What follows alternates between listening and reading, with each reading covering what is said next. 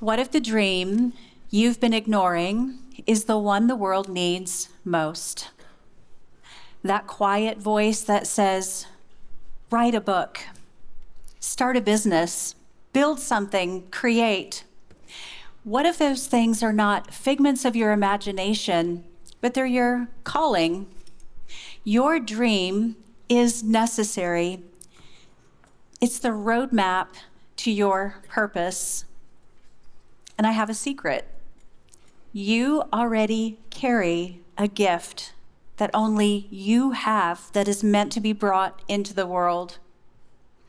Add the right mindset, and you have what I call the dream equation. Gift plus mindset equals living your dream. Today, we're going to unpack that equation step by step so you can stop dreaming and start living. Let's begin with why your dream matters, not just for yourself, but for others too. We live in a world that measures success, paychecks, degrees, likes on posts. But here's the truth. Metrics, they don't dream. You do. Your dream is the part of you that dares to imagine more. Think of the dreams that shape the world we live in today. Someone dreamed of a phone that fits in your pocket. Steve Jobs. Someone dreamed of a stage where stories like this could be spread. Thanks, Ted. Now, these were not just ideas, these were gifts ignited by a mindset that said, this matters. Your dreams matter, and so do you. Now, you might be thinking, I am no Steve Jobs. That's fair. Neither am I. But your dream does not have to be global to be necessary. What if your gift is listening, really listening, and your dream is to build a community where people feel seen? That's world-changing to someone. But here are the stakes. If you bury your dream, you bury your gift, and ultimately, you bury your purpose. If you say no to your dream, you're saying no to yourself, and you're saying no to those in the world who need it most. But if you say yes, and you dare to chase your dream, you're not just living, you're lighting the way, and you're changing lives. So yes, your dream is necessary, and it's rooted in your gift. I first discovered my gift when I was 8 years old. I didn't know it at the time, but I was given a little black camera for my birthday that year. I became a picture-taking fool. I took pictures of storm clouds, rainbows, dogs and cats, plants and bugs, you name it, I was taking pictures of it. I was given the title of the official family reunion photographer. I took that role very seriously. At one reunion, my mother and her sisters were digging through boxes of old black and white photographs. You know, the kind that have the little white border on them? They would hold up a picture and say, does anyone know who this is? Through process of elimination, they went around the table to identify the person in the picture. As I sat watching, I wanted to know who took that picture with that little black camera on my lap.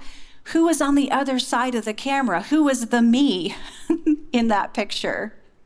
Well, fast forward to age 21, I started my first company. And can you believe I started a portrait studio? I have had 30 plus years as a professional photographer, and it has been such an honor. I've also been able to be a business coach and life coach as well. But here's the most important part. 5 years in, I discovered my purpose. I had a meeting with a past client, and I stepped into my gallery to meet with her, and there was an immediate energy shift. Have you ever stepped into a room and feel a shift, a heaviness?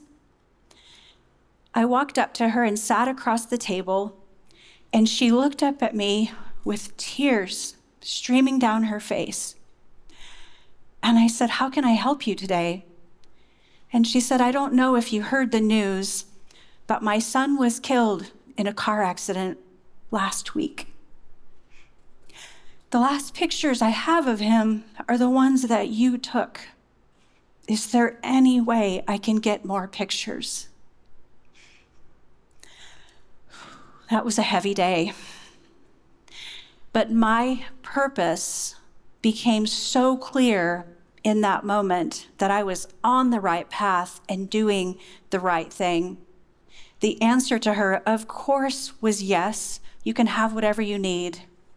And would you believe nearly every year since, I've met with someone grieving the loss of a loved one? My purpose was very transparent. So we know your gift is necessary, but how are you going to find yours? Well, let's start with this. Raise your hand if you have ever felt different or that you don't fit in. Okay, nearly every hand has gone up. Yes, I know exactly how that feels. But here's the exciting thing about feeling different. What makes you different points to your gift. There were not very many 8-year-olds running around with a camera back in the day, I can promise you. That pointed to my gift. What points to your gift? So now that you know that, understand that other people will see your gift before you do. That's very normal. Someone else might see your gift before you do. So ask someone you trust, someone you really, really trust, what do you think I'm good at? What do you see in me that's really good? Their answer just might unlock your dream's shape. And lastly, your gift is going to solve a problem for someone, maybe for yourself and maybe for other people. So what frustrates you? What do you want to fix in the world? What do you want to fix in your own life that potentially could be a fix for someone else? So there you have it. There's your gift. You know how important it is, but it's not enough. You are going to need to build a bridge to your dream. And that bridge is mindset. Mindset is seeing failure as fuel, believing in yourself, and starting before you're ready. When I was in high school, I was bullied for 3 long years.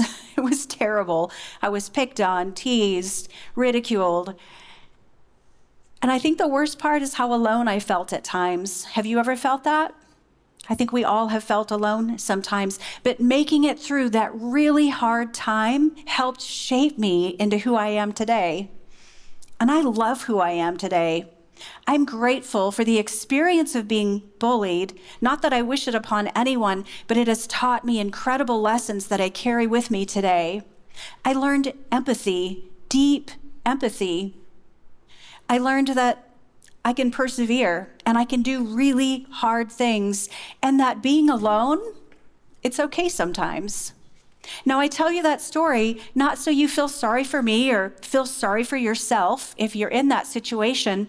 It's to show you that self-doubt, if you don't believe in yourself and you listen to the doubt of other people, are your dream's biggest thieves. So lean into your dream and trust that it's enough. As you're working on your dream, you're going to experience something, and it's called failure, probably more than once.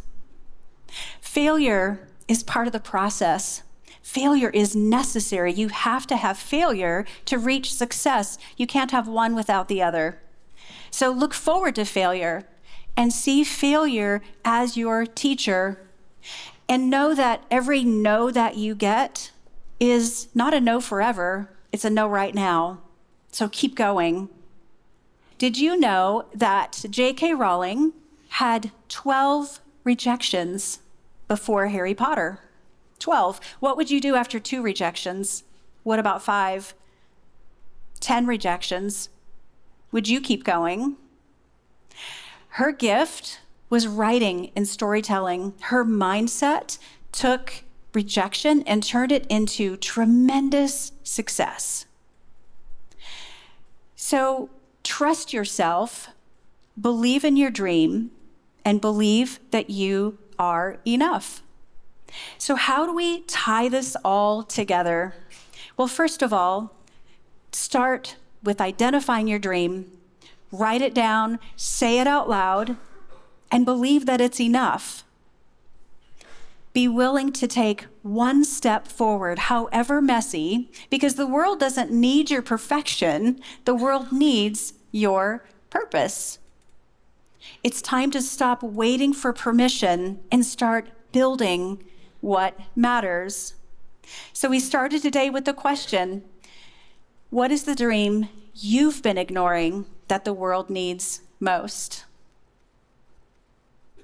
Your dream is necessary. So go, dream big, start small, and start living your dream. Thank you very much.